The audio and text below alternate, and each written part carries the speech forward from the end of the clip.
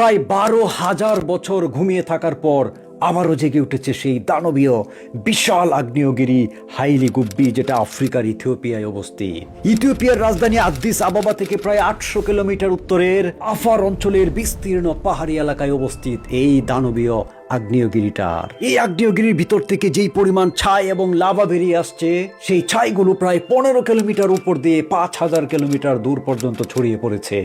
সবচেয়ে ভয়ঙ্কর ব্যাপার হলো ইথিওপিয়ার অদূরে লোহিত সাগর পাড়ি দিয়ে ওমান, ইয়েমেন পাড়ি দিয়ে একেবারে ভারতের আকাশে পর্যন্ত চলে গিয়েছে এই আগ্নেয়গিরি থেকে উদ্গিরিত হওয়া ছাই। এবং ওই সমস্ত দেশে অনেকগুলো ন্যাশনাল এবং ইন্টারন্যাশনাল ফ্লাইট তারা বাধ্য হয়েছে স্থগিত রাখতে, কারণ বিমানগুলো যে অ্যালটিটিউডে উঠবে, ঠিক সমস্ত অ্যালটিটিউড গুলোই যেন ওই অঞ্চলের এই আগ্নেয়গিরির ছাই দ্বারা কভার হয়ে গিয়েছে।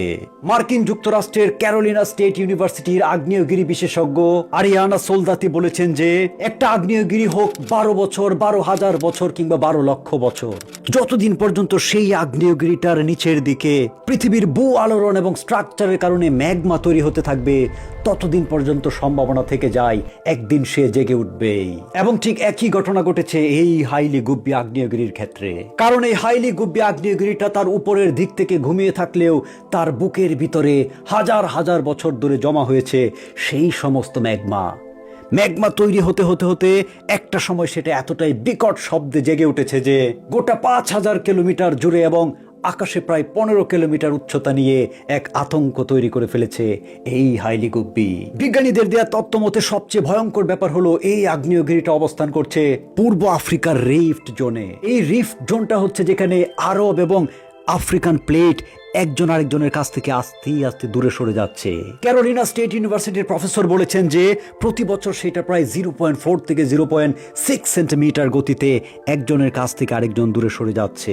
এই দূরে সরে যাওয়ার ফলে মাঝখানের জায়গাটা কিছুটা পাতলা আবরণের মতো হয়ে গিয়েছে এবং সেই সুযোগেই এই যে ম্যাগমা তৈরি হচ্ছিল সেই হাইলি গুব্বির নিচে, সেইটা উদ্গিরিত হয় এক মহাশক্তি নিয়ে। এবং এই ফেনোমেনা থেকে এটাও ধারণা করা হচ্ছে যে যেহেতু এরাবিয়ান প্লেট থেকে আফ্রিকান প্লেটটা দূরে সরে যাচ্ছে, ফলে আফ্রিকা আবারও বিভক্ত হয়ে যাবে। একটা টুকরো আফ্রিকার ভিতর থেকে বেরিয়ে গিয়ে সেখানে তৈরি হতে পারে বিশাল এক সমুদ্র। পরিবর্তন হয়ে যেতে পারে এই পৃথিবীর জিওগ্রাফিক্যাল ম্যাপ, এবং সেটা হয়তো খুব বেশি দূরে নয়, হয়তোবা কিছু মিলিয়ন বছরের ভিতরেই এই ফেনোমেনাটা ঘটে যাবে। তবে ইথিওপিয়ান সরকারের দেয়া তথ্য মতে তেমন কোনো মানুষের হতাহত না হলেও এই হাইলি গুব্বির উদ্গীরণের কারণে ওখানকার এনভায়রনমেন্টের উপর এক বিরাট প্রভাব পড়েছে। সেখানকার ইকোসিস্টেম এবং প্রাণী জগতের খাদ্যাভাস, তাদের বসবাস, টেম্পারেচার সবকিছুর ভিতরে এক বিরাট প্রভাব তৈরি করে প্রায় একটা ইন্টেন্স এনভায়রনমেন্টাল লস হওয়ার সম্ভাবনা রয়েছে। কিছুদিন আগে একটা ভিডিওতে আপনাদেরকে দেখিয়েছি কেন ভূমিকম্প হয় দুইটা প্লেটের বিশাল সংঘর্ষের কারণে। আবার এই প্লেটগুলো কখনো কখনো দূরেও সরে যেতে পারে। সেই সুযোগে মাটির পাতলা স্তর ভেদ করে পৃথিবীর ভিতরে থাকা আগুন, অর্থাৎ সেই যে জ্বলন্ত ম্যাগমা, সেগুলো লাভা আকারে বেরিয়ে আসে। সেইটাই হচ্ছে যে আগ্নেয়গিরি, এবং সেইটাই বিপর্যস্ত করে দিতে পারে লক্ষ লক্ষ মানুষের জীবন।